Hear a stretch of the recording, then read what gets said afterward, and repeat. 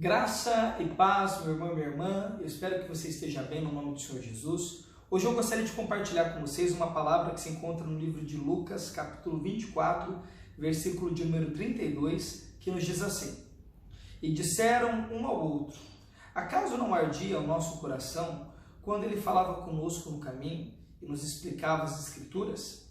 Queridos, esse texto nos fala da história de dois discípulos de Jesus que, após a crucificação e a morte do Mestre, decidiram abandonar a cidade de Jerusalém e fugir para uma cidade chamada Emaús.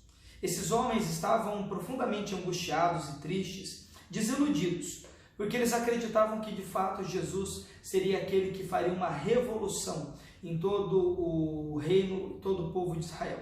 E não foi assim que aconteceu aos olhos deles. Por isso, eles fugiram entristecidos de uma cidade para outra. A Bíblia nos diz que no meio do caminho, Jesus apareceu a eles. Só que a mágoa e a dor era tanta que eles não podiam enxergar que o Senhor estava ali. E esse texto que nós lemos, esse versículo que nós lemos, na verdade, ele nos mostra o momento em que esses homens caíram em si. O que eles estão dizendo é basicamente: nossa, nós perdemos a oportunidade de estar mais uma vez com o Mestre. Tudo porque nós preferimos alugar a nossa dor. Sabe, queridos, muitas vezes a nossa dor, a nossa mágoa, ela não nos deixa enxergar a bênção daquilo que nós temos. Muitas vezes, aquilo que nós queríamos ter feito, aquilo que nós desejamos e não conseguimos alcançar, nos tira a capacidade de enxergar a bênção daquilo que nós já temos na nossa vida.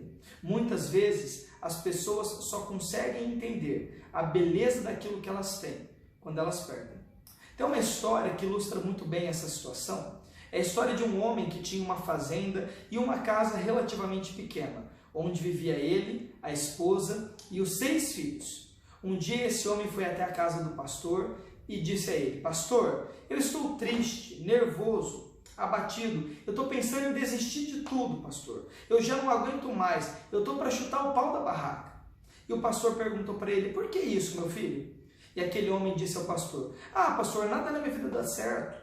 Eu trabalhei tantos anos para comprar essa fazenda, para construir a minha casa, e hoje, mesmo na minha casa, eu não consigo ter um momento de paz, não consigo ter um momento de alegria. Eu vou para o quarto, a esposa está lá, eu vou para a sala, os filhos estão lá, eu tento ir para o quintal, as crianças querem brincar, eu nunca consigo ter um momento de alegria, de paz, a casa é muito pequena, eu não consigo ter uma casa maior, eu estou a ponto de desistir de tudo.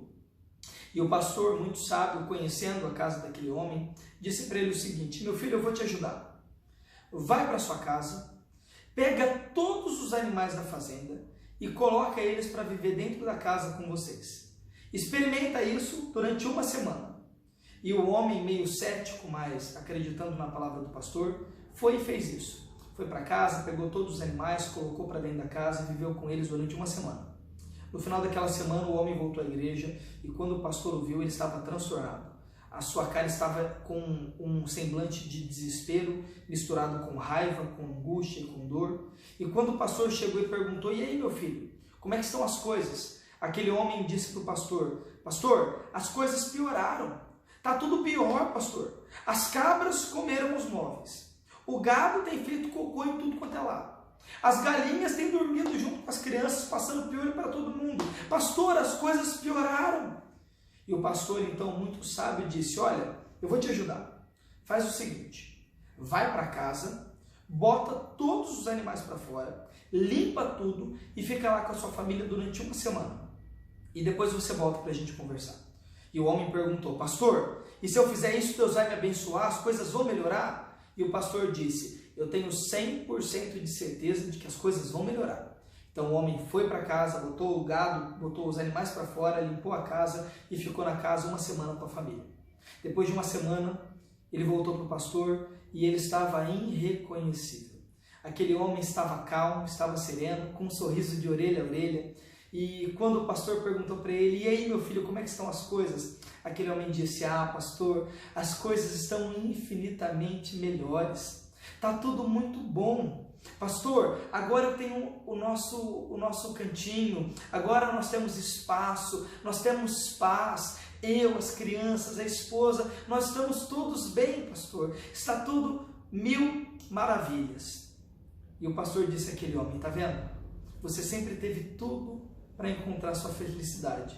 Você só precisava enxergar isso. A verdade, queridos, é que nada na vida daquele homem mudou. A casa dele continuou a mesma, os filhos deles continuaram o mesmo. O que mudou foi a forma como aquele homem passou a ver a sua casa e a sua família. Só quando ele perdeu o que ele tinha, ele pôde entender que aquilo que ele tinha, na verdade, era muito bom. Muitas vezes, queridos, a nossa dor, a nossa mágoa, muitas vezes a nossa tristeza e as lutas que apareceram na nossa vida, elas nos impedem de enxergar que o Senhor é bom e que aquilo que o Senhor tem nos dado também é bom. Muitas vezes, aquele sonho, aquele plano, aquele projeto que nós não conseguimos realizar, ele nos impede de enxergar que aquilo que nós realizamos também é bom, também tem valor. A mensagem que eu quero deixar para você hoje é a seguinte: dê valor às coisas que você tem. Dê valor à vida que o Senhor tem te dado. Apesar das lutas, apesar da dor, existe beleza naquilo que o Senhor te deu. Que o Senhor te abençoe, que o Senhor te dê graça, no nome e no poder de Cristo Jesus.